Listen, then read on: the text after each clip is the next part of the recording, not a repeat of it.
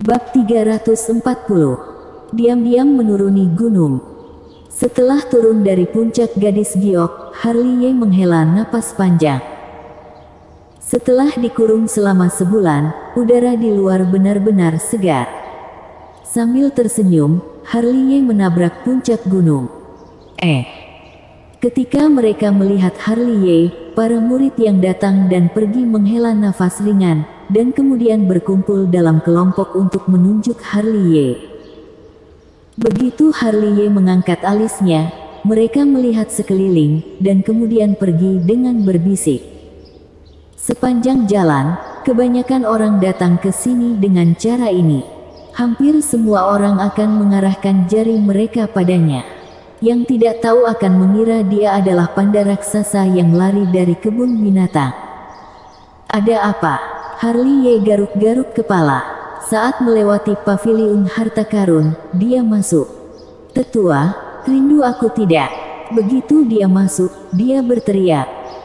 Oh, leluhur kecilku, mengapa kamu turun gunung? Dengan cemas Harley, Diki Pang, yang masih berbaring di kursinya pada saat terakhir, melompat dan menarik Harley. Lalu dia tidak lupa untuk melirik keluar pintu. Kenapa ekspresimu? Harley memandang Diki Pang untuk alasan yang tidak diketahui dan berkata, aku telah dikurung selama berhari-hari dan masih. Ayo, pergi, aku akan membawamu kembali ke puncak Gadis Giok. Sebelum Harley selesai berbicara, dia dipotong oleh kata-kata Diki Pang. Dia tampak sedikit khawatir, dan dia tidak lupa menyeret Harley keluar. Tidak, ada apa denganmu? Aku baru saja turun. Tetua, beri aku 2 pil obat. Sebelum Harley menyelesaikan kata-katanya, dia dipotong oleh suara orang berikutnya yang masuk. Orang ini seseorang yang kekar dan kuat. Perhatikan baik-baik, itu Pandi Huo bukan? Harley. Melihat Harley, Pandi Huo tercengang, kenapa kamu turun gunung? Kenapa? Aku tidak boleh turun gunung. Lagi pula, Harley melepaskan diri dari Diki Pang dan menatap Pandi Huo dari atas ke bawah. Pandi Huo ditutupi dengan bekas luka. Patut disebutkan bahwa bekas luka itu semua memancarkan cahaya redup, yang melarutkan esensinya dan membuat lukanya tidak bisa sembuh untuk waktu yang lama. Yang terpenting adalah dia juga melihat ada luka dalam di Pandi Huo, yang telah mencapai akar. Bagaimana situasinya? Siapa yang memberimu pertarungan? Ini sedikit kejam. Harley menghela nafas dan mendecakkan lidahnya. Aku berdebat dengan kakak seperguruan, jadinya begini. Pandi Huo menyeringai, tetapi tidak berani menatap mata Harley. Kakak seperguruanmu benar-benar kasar. Harley memiringkan mulutnya, lalu meletakkan tangannya di bahu Pandi Huo, memanggil api spiritual, dan menuangkannya ke tubuh Pandi Huo untuk membantunya menyempurnakan kekuatan yang mengamuk di tubuhnya. Tapi tak lama kemudian, Harley mau tidak mau menyipitkan matanya dan bergumam, kekuatan jiwa mistik naga kuno. Wah, sudah berhari-hari aku tidak melihatmu. Pandi Huo menyeringai, tapi senyumnya tidak wajar. Perbedaan halus seperti itu masih terdeteksi oleh Harley. Harley tidak mengubah wajahnya dan tersenyum. Pandi Huo, berapa lama kita saling kenal? Ya, sudah lebih dari 3 bulan. Pandi Huo menggaruk kepalanya, berpikir sejenak, dan kemudian menjawab dengan pasti, ya, sudah lebih dari 3 bulan sejak malam pertandingan murid luar di gerbang luar.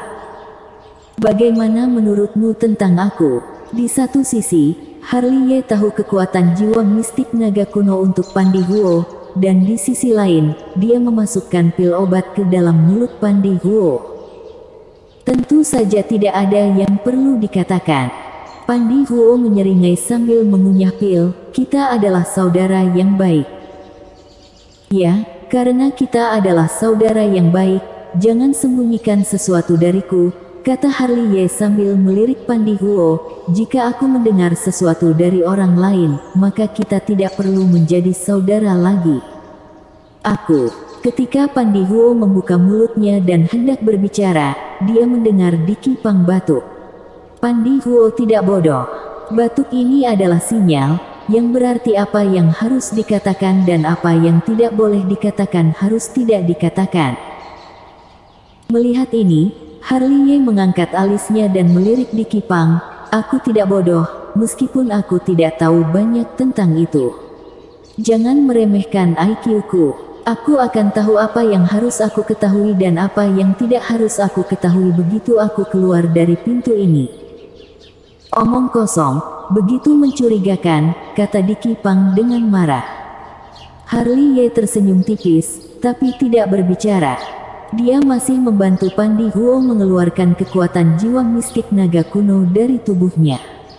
Di bawah aksi ganda pil obat dan api spiritualnya, bekas luka di tubuh Pandi Huo sembuh seketika. Namun, yang membuatnya cemberut adalah bahwa fondasi kultivasi Pandi Huo telah rusak, yang merupakan hambatan besar bagi kultivasinya di masa depan. Orang yang menyakitinya pastilah orang yang kejam dan bengis. Tidak tahu kapan dia menutup tangannya, lalu melirik Pandi Huo dan Diki Pang, "Aku akan menemukan jawabannya sendiri. Kalian bisa bicara pelan-pelan." "Harley." Pandi Huo bergegas maju dan meraih Harley. Tanpa diduga, Harley, yang masih tidak bergerak pada saat terakhir, tiba-tiba berbalik pada saat ini, meraih kerah Pandi Huo dengan kedua tangan, dan menempelkannya di dinding. Matanya yang gelap memancarkan cahaya yang tajam, "Apa yang kamu sembunyikan dariku?" Melihat mata tajam Harley, Pandi Huo tidak berani menatapnya secara langsung. Bahkan bisa dikatakan hatinya bergetar. Dia belum pernah melihat Harley seperti ini sebelumnya. "Dan masih berpura-puralah padaku," Harley berkata dengan dingin, "Kenapa dengan kekuatan jiwa mistik naga kuno di tubuhmu?" Itu Zendi. Mengetahui bahwa dia tidak bisa menyembunyikannya, Pandi Huo akhirnya membuka mulutnya dan menundukkan kepalanya yang besar. Beberapa hari yang lalu, dia memperkosa seorang murid perempuan puncak spirit. Joy Nanggong datang kepadanya untuk meminta pertanggungjawaban dan dipukuli habis-habisan. Ada juga kakak seperguruan Yogini, kakak seperguruan Harley Situ, kakak seperguruan Reina Ye, kakak seperguruan Mozashi, kakak seperguruan Glenduan. Hari-hari ini, semua murid yang berhubungan denganmu pada dasarnya cacat, Yunandi Xie, Brady, Keliki, Lincoln Wang, Joriko Xiao. Apalagi, kata-kata Harley, sebaliknya, sangat tenang. Orang yang mengenalnya mungkin tahu bahwa semakin tenang dia, semakin mengerikan dia, seperti saat sebelum binatang buas bangun. Pandi Huo tahu dia tidak bisa melarikan diri, jadi dia menggigit giginya dan melanjutkan, Dia menangkap Anitang, tapi dia, hampir. Tak perlu dikatakan. Lagi pula, Harley melepaskan Pandi Huo, dan kata-katanya masih polos. Lalu dia berbalik dan berjalan keluar pintu. Setelah dia pergi, Pandi Huo memandang Diki Pang dan berkata, "Penatua, harusnya aku tidak memberitahu dia. Cepat atau lambat dia akan tahu." Diki Pang meninggalkan sepatah kata dan keluar dari pendopo harta karun seperti embusan angin. "Pergilah cari paman gurumu, Fancy Chu." Di sini, Harley telah memanjat puncak Flame dan tiba di kediaman Brady ke arah yang jauh. Begitu dia masuk, dia melihat Brady, Anitang, Harley Situ dan Joy Nanggong terbaring di ranjang rumah sakit. Mereka semua ada di sini. Harley. Begitu Harley masuk, Harley Situ mengerutkan kening, "Kenapa kamu turun gunung?"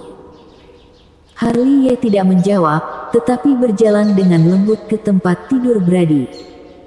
Brady terluka parah.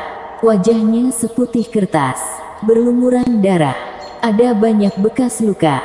Apalagi, setiap bekas luka teknik bersinar dengan cahaya redup, yang melarutkan esensinya dan membuat lukanya tidak bisa sembuh untuk waktu yang lama.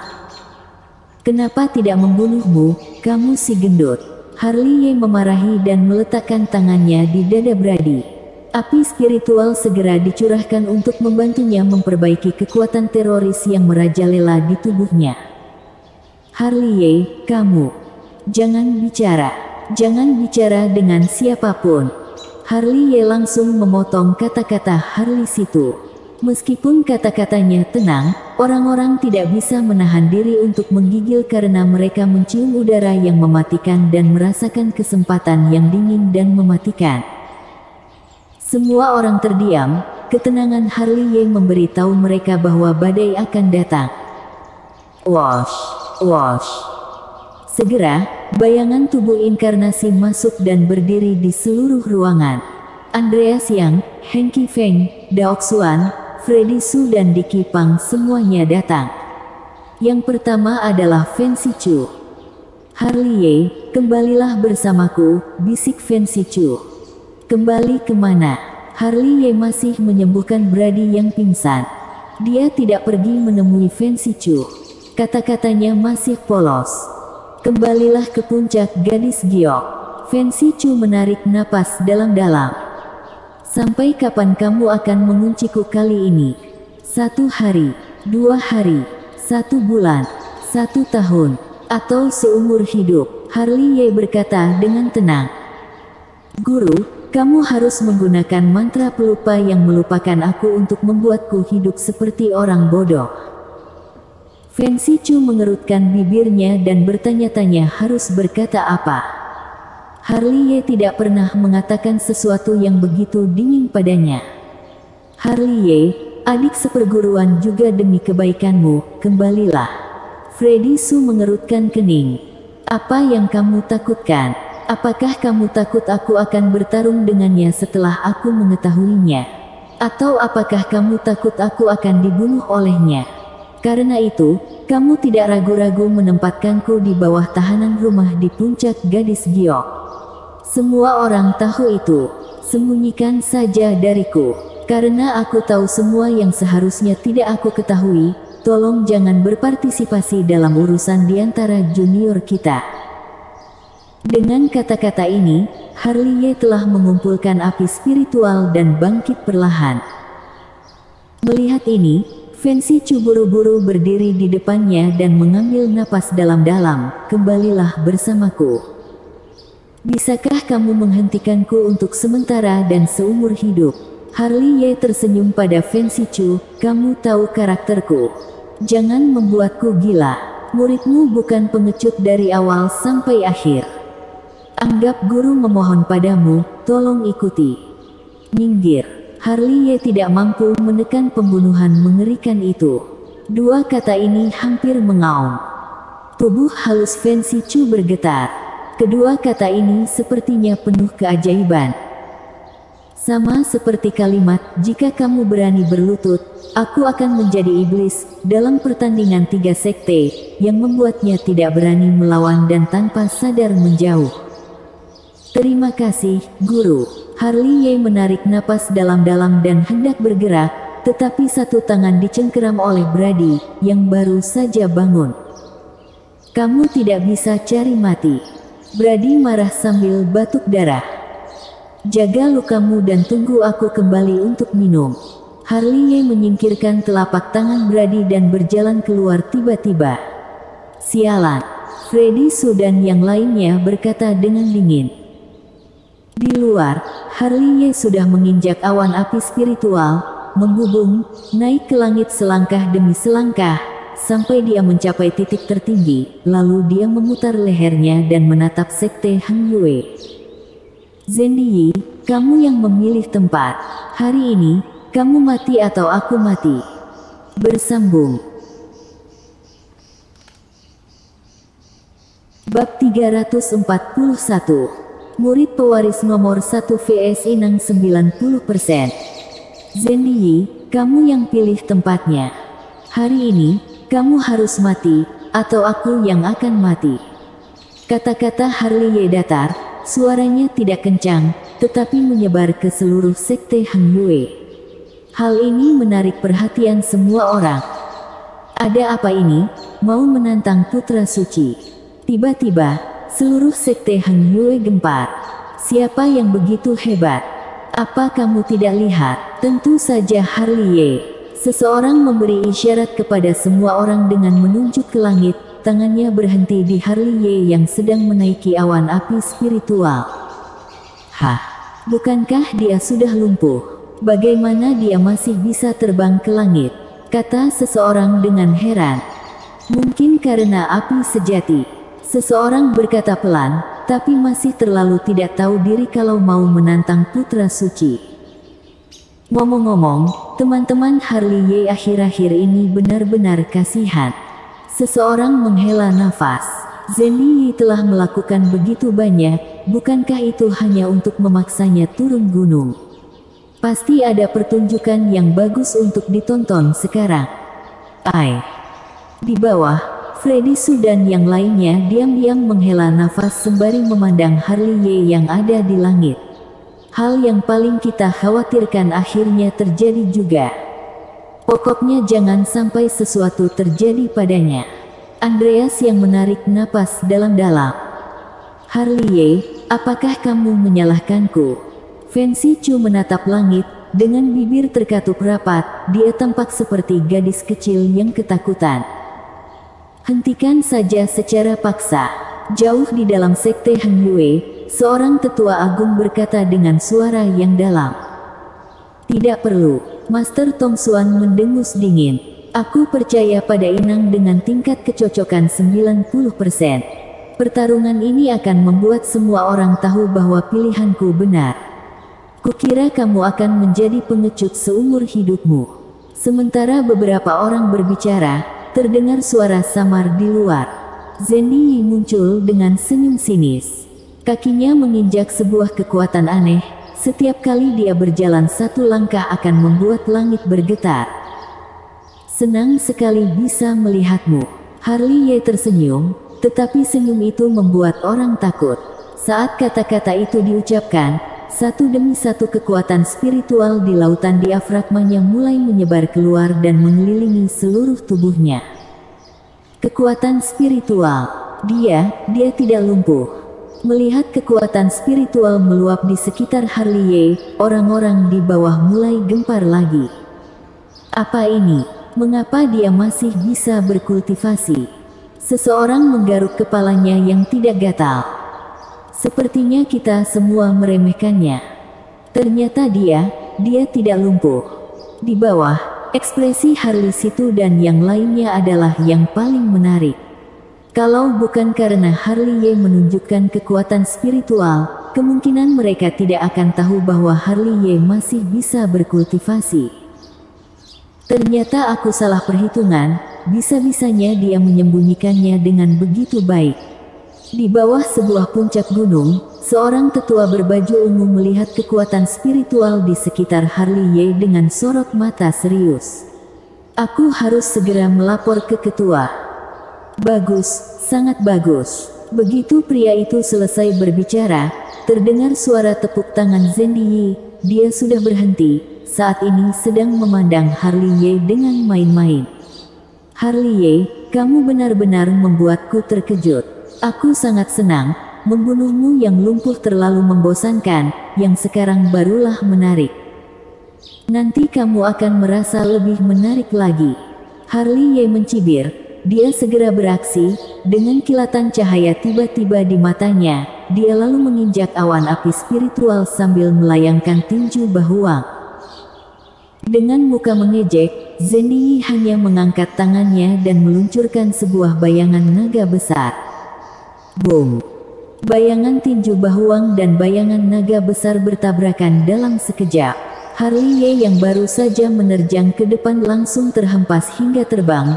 Seluruh tinjunya berdarah, sementara Zheng Yi yang ada di sisi lain tetap tidak bergeming. Satu jurus saja sudah kalah total. Di bawah, terdengar suara keributan. Kuat sekali. Freddy Su dan yang lainnya tegang ketika melihat Harley Ye langsung terlempar hanya dengan satu jurus. Inang dengan tingkat kecocokan 90%, tidak sesederhana itu. Di aula tetua sekte Heng Yue, Master Tong Xuan membelai janggutnya perlahan. Buk! Saat semua orang berdiskusi, tubuh Harley yang terbang terbalik tiba-tiba jatuh, sedikit memecah kehampaan. Kekuatan jiwa naga kuno mistik sungguh dahsyat. Dia menarik napas dalam-dalam, energi darah yang tertahan mulai bergejolak, membara seperti api, dan bergerak sendiri tanpa ada angin. Momentumnya terus menanjak hingga mendekati puncak kekuatan tarung. Segera, dia menginjak awan api spiritual lagi, bagaikan seekor binatang primitif, dia menerjang ke arah Zendiyi. Mighty Dragon, tinju Bahuang. Disertai dengan suara raungan dari Harley, tinju Bahuang dan Mighty Dragon dikerahkan satu demi satu. Zendiyi tersenyum. Dia melangkah maju, melambaikan tangannya dengan keras, dan kembali meluncurkan bayangan naga besar dengan satu telapak tangannya. Buk! Untuk kedua kalinya Harley dipukul mundur. Sebelum dia bisa menghentikan tubuhnya, Harley hanya merasakan sesuatu yang aneh muncul di depannya. Dia terkejut lalu dengan cepat melangkah mundur. Terlalu lambat, suara Zendiyi terdengar perlahan dan meremehkan. Puff, puff, puff. Disertai dengan darah yang memercik, satu demi satu luka muncul di tubuh Harley. Murid biasa tidak dapat menangkap sosok Zendiyi, mereka hanya bisa melihat noda darah yang muncul di tubuh Harley. Di bawah, Harley Situ dan yang lainnya sudah tidak tahan lagi melihat pemandangan itu. Wajah Freddy Su bahkan lebih tidak sedap dipandang.